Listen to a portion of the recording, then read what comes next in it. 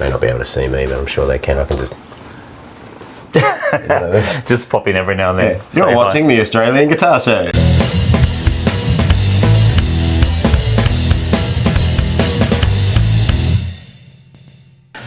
And you are watching the Australian Guitar Show. My name's Ricki. This is Mark of Kink PEDALS. And you've got a fair bit of stuff going on, not just looking around your room. There's a stack of cool stuff here. It's like a little... It's a little man cave. It is. A little nirvana of electricity. Yeah. And musicianship, I think. I like to hope. So, man, you've put it all the way back up there. I'll get it.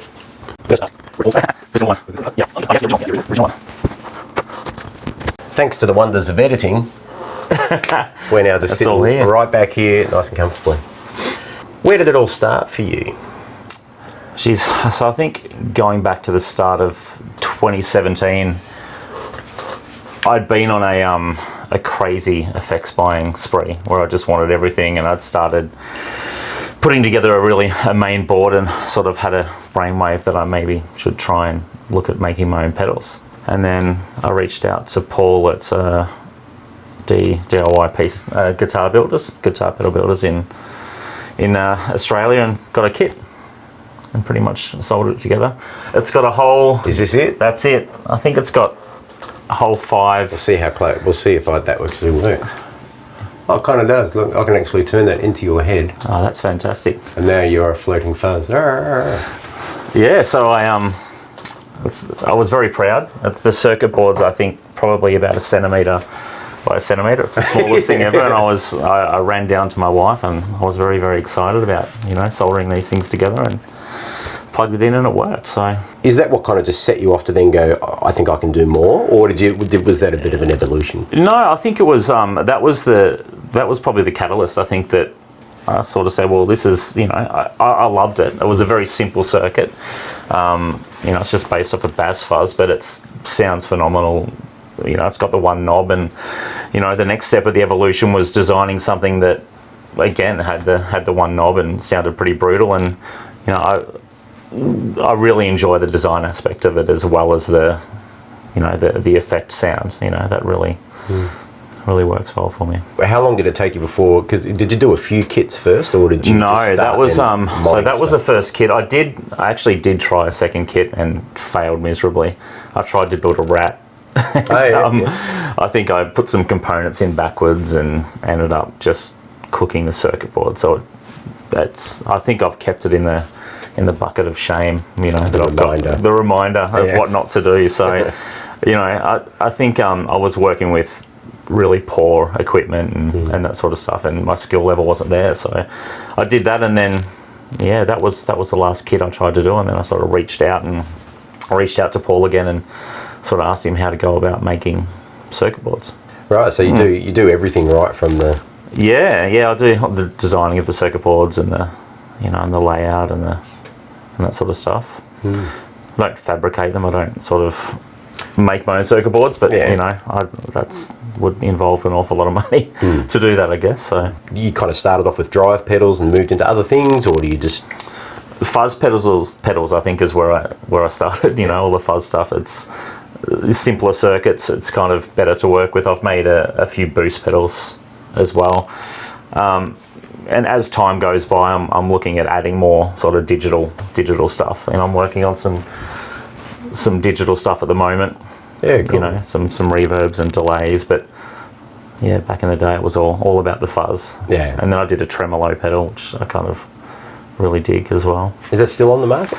It is. Well, it was in its original format, but I'm sort of doing a redesign of the artwork and the layout and everything as well to re-release it. And that artwork is something you're a bit kind of known for. Yeah, infamous or famous, I don't know. Yeah. It's kind of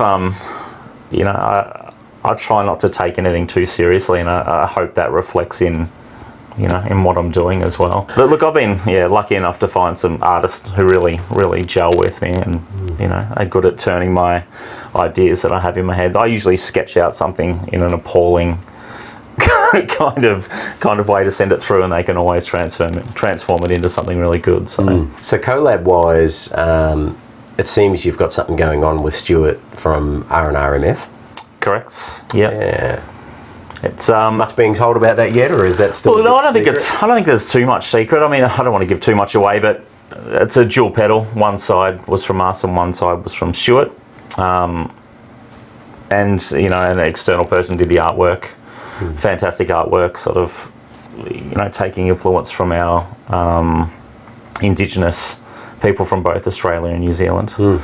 The pronunciation, I think, is Tholic. Folic? Tholic. Folic. Tholic, yeah. Folic. Which kind of means, you know, rooted in the earth. Right. Yeah, so Folic. Folic. So T-H-O-L-I-C. T-H-O-L-I-C, I think, off the top of my head. That's good. Yeah, that's good.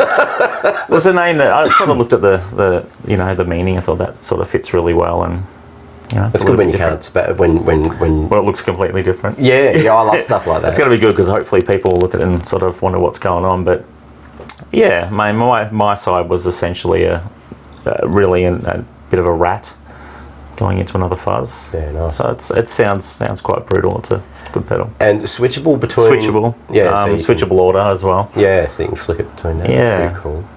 And so, like, I've got a couple of your pedals. So I've very fortunately picked up some recently, and I got a Femtaur. And one of your earliest Straya pedals. Like, there's no artwork. The prototype of the Straya. Yeah, the first ever one. Was that the first one? I one. think I thought mine was maybe number 2 apparently. But no, well, I generally wanted to keep them, but yeah, the first one made was is the one you've got. Is that right? Yeah, and then I got the artwork printed. I feel incredibly honoured. I already felt honoured enough to think that I like how good it looks in the plain enclosure as well. I always see the photo of it. It looks quite good, and you know, no one really knows what it is. So I did a couple of gigs yesterday, and some guitar players wandered over afterwards to be like, "Oh, you know, what are you using?" And they got drawn to that more than anything else because there was no artwork. There was nothing to say what it was. They were immediately like, "What is this?" Yeah, wow. I was like, "Well, I can't tell you." No, it's a secret. Yeah, it's a secret. No, but it was. That's really cool to know, man. That's awesome. Yeah. And the Femtaur is just great. I mean, it's a good little pedal. That's, you know, it's a staple on my board as well. I don't tend to, when I'm running a board, I don't have one at the moment. I've got to rebuild it from after the guitar show. Yeah, right. And I had to pull it all apart to get one ready for the guitar show. But yeah, the Melbourne Guitar Show, how'd that go for you? The guitar show was phenomenal, actually. The really humbling thing is, you know, there was that many people that had come up that, you know, were following me on Instagram, and you know, and hearing that people have seen my stuff around everywhere, you know, which means that my social media spamming is starting to pay off. But you know, the stories of how their mates have got one of my pedals and they've heard it, and you know, they wanted to drop by and play them. It was quite good, you know, knowing that just having some artwork that pops actually really draws people in and gets them to come over and have a chat, and you know, they can sort of, you know, open up a bit of dialogue from there. That little section there, in that little, you know, where you had, you know, your Brookfield and Stuart was there, and you know, Tim Lovell and Vander Guitars and stuff. It was just this cool little kind of... It was very well placed, I thought. Yeah. Really, really nice guys to sort of hang out with and chat to throughout the day as well. So it was kind of where the cool kids hung at the schoolyard during lunchtime. You know, out the back, and behind the bike sheds or something. All the nerds and jocks were elsewhere. Yeah, up the end where all the big shops were. You know. You had to just love that 15 minutes of reprieve. Oh, mate. I think we're getting to the last minute or two before the 15 minutes started, when there was nothing playing. Was it was definitely a countdown. Obviously Australia is a pretty big market for you. How are you going with the global side of things? Do you have much stuff going overseas? Yeah, well, it's interesting. I think the majority of what I sell is to the States. Right. It's starting to lean more towards local, which is really good, because you know, that's kind of what I've made it for, as a local market, particularly, you know, the Straya pedal and stuff like that. But yeah, the southern states of the US, kind of, I've sold a lot of Charlies over there. I don't know what it is with that, but they like that nice big dirty. They kind of like that sound and kind of tone, yeah. Yeah, but worldwide, I've sold to some pretty interesting places. You know, South Africa. There's a gentleman over there who's bought a few, and there's a guy up in Adelaide who owns every iteration of the Charlie Fuzz I've ever made. Oh, is that right? Fantastic guy. It's good to have a one of fan, my best isn't it? customers. It's really, really good. I sold a pedal to Switzerland last week as well, which was pretty cool. Thinking about it now, it's indicative of a music scene, and what's kind of happening in an area could obviously dictate where a product would sell. I think so, yeah. I endorsed, Hamish from Godthram. So X, My Dying Bride, Right. uses the Defender of the Hate. Yeah. And there's a recording coming out soon, so I'm really looking forward to seeing how it translates, across that kind of genre. Yeah. It's just good to see, the thing that I've wanted to see for a while is how well they kind of, do they hold up for gigging and that sort of stuff. I try to make them quite robust, and, the processes I've gone to now to keep them strong and make them hold up really well. It'd be good to see how they actually do stand the test of a touring muso. I love the big knob option. To me, With the volume. I can control it with my foot. And that's and it's like you're saying. You say robust, and it's exactly that. So music for you, like what are you into? Like when did you start playing? I suppose. I mean, I've been playing guitar for a very, very long time. I didn't actually start playing in a band until, I was well into my 30s. Before I started, really gigging with a band, and it was we'll call the Black Dove front. Yep. Instrumental, kind of ambient, all the way through to some doom metal riffs, but lots of ambient stuff. Hence all the Strymon gear that I've got. And stuff, because I like soundscape stuff. But I mean, I've always been into metal. Metal, and when I was a young kid, it was all about metal, and I've kind of evolved now, and I like pretty much anything. I'm a big jazz fan, and country to some extent, whatever sounds good. Still a big post-rock, post-metal fan. The big sounds, Mogwai and Explosions and all those kind of guys. It's funny, the evolution with the listening, isn't it? Because I think most of us have a time in life where we really we connect with music. Correct. In a massive way. Like we obviously all grow up around music. It's there, but I think there's just a certain age where the stuff you connect to, and that'll be with you for life. 100%. And then you can expand out to the things, but you get drawn back to that stuff. And all of your friends that you're still friends with, come from that sort of base. Like the same kind of music, and it's good. It's one thing that kind of keeps your memory fresh is music. I can always remember what was playing, or all of that sort of stuff, but I can't really remember what I ate yesterday. Could go back 15 years and still remember stuff. I confess to being like, I love my old school metal, the stuff like Judas Priest and Pantera. You've got to love it, and just all that kind of, just Skid Row, anything like that. I was into it all. I liked the glam, I liked all that kind of stuff. And then there was the part of me that didn't let my mates know that I really loved Vince Gill, the country player. Oh, really? Yeah, well, you've got to have your guilty pleasures.